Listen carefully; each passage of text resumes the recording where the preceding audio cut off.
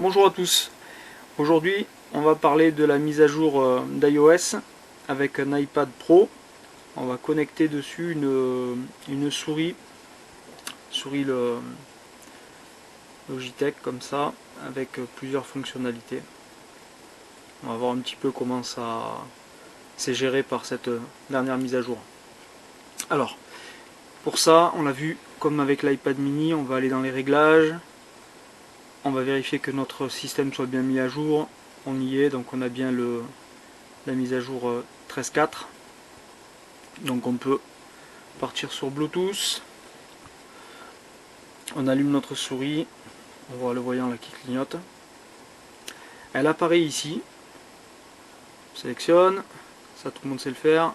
On jumelle. Et la souris est connectée dessus. Donc comme avec l'iPad mini, vous voyez là, on a le petit curseur. Alors, la différence, c'est que je vais aller, donc j'ai bien mon scrolling qui fonctionne, je vais aller dans l'accessibilité, je vais aller dans le contrôle du pointeur, et on a exactement les mêmes options qu'avec l'iPad mini qu'on a vu dans la vidéo précédente. Donc ça ne change pas. Maintenant, on va s'intéresser à autre chose. On va s'intéresser à l'onglet Général. On a ici un menu Trackpad et souris. Clique dessus. On a la possibilité donc d'accélérer la vitesse de notre pointeur, le défilement naturel ou pas naturel. Clic secondaire, on peut le sélectionner avec un clic droit. Voilà. J'ai toujours mon défilement dans tous les menus. Ça c'est bien. Pour revenir en arrière, je vais pouvoir positionner mon curseur de souris sur la barre noire là en bas. Je clique dessus et je reviens sur mon menu principal.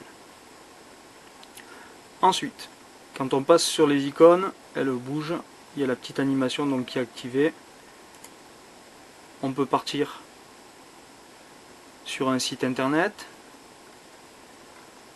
On va essayer de prendre un article dans l'actualité par exemple. Voilà, un article qui parle du confinement. Ici vous voyez le curseur se déplace en le déplaçant vers le texte, prend la forme d'un trait. Je vais pouvoir me mettre dessus, faire un clic droit et pouvoir copier mon texte. Je reviens un coup en arrière. J'ouvre par exemple une nouvelle note. Je fais mon clic droit et je fais un coller. Voilà. Donc là, on a vraiment l'utilisation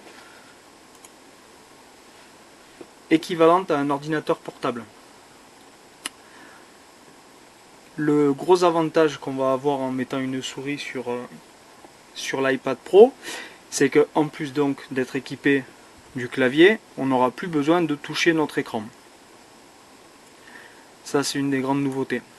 La seule chose qui ne fonctionne pas, ça va être le passage d'une fenêtre à l'autre.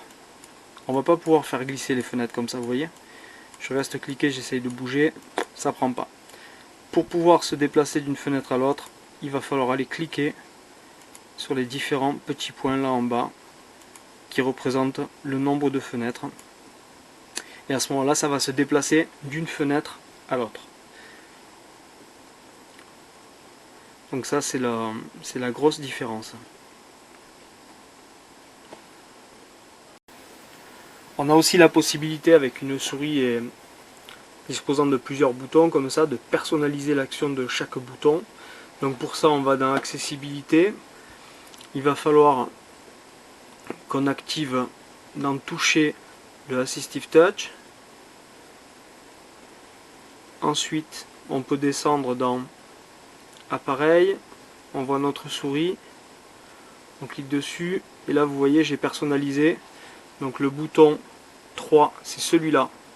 Il va me faire revenir à l'accueil. Le bouton 4, il va baisser le volume, c'est celui-là. Et le bouton 5, c'est celui-là. Il va monter le volume de l'iPad. Alors regardez, si je fais ça, ça monte le volume de ma sonnerie. Je sais pas si vous le voyez bien. Là vous le voyez.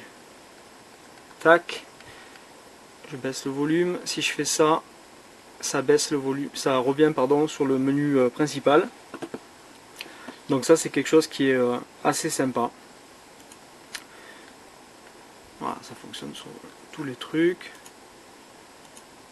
On peut aussi passer, comme je vous disais tout à l'heure, d'une fenêtre à l'autre, non pas en cliquant sur les points, mais en se mettant à droite ou à gauche des points et en cliquant.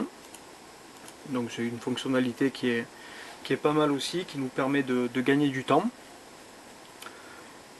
Et puis voilà, donc on peut retourner sur internet. On voit que même avec l'Assistive Touch, bien que là on ait le menu principal qui soit affiché, comme avant, hein, c'est pas gênant, c'est juste pour avoir les fonctionnalités supplémentaires de la souris. On arrive quand même à scroller, on arrive quand même à faire ce qu'on veut. Si on se met par exemple sur une vidéo sur YouTube, donc là j'ai mon dock, je vais vous montrer un truc tout à l'heure aussi. On se met sur une vidéo sur YouTube.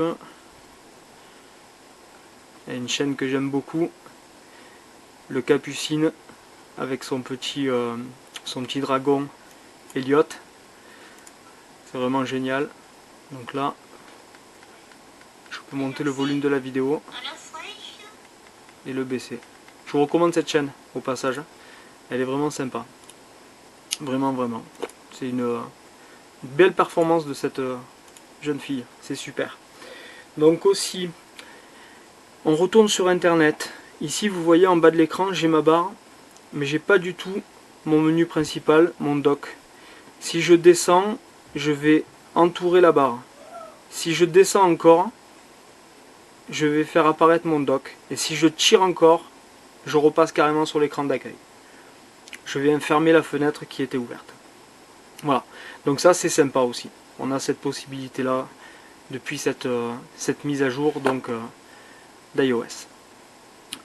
Voilà, voilà. Mais je vous parlerai plus en détail de l'iPad Pro et de la manière dont moi je l'utilise dans une prochaine vidéo, et vous verrez, c'est vraiment un outil très performant. Ben, écoutez, j'espère que ça vous aura plu. N'hésitez pas à vous abonner, à liker, à me laisser un petit commentaire, me dire vraiment ce que vous pensez. Et on se retrouve dans une prochaine vidéo. Merci beaucoup, à plus, bye bye.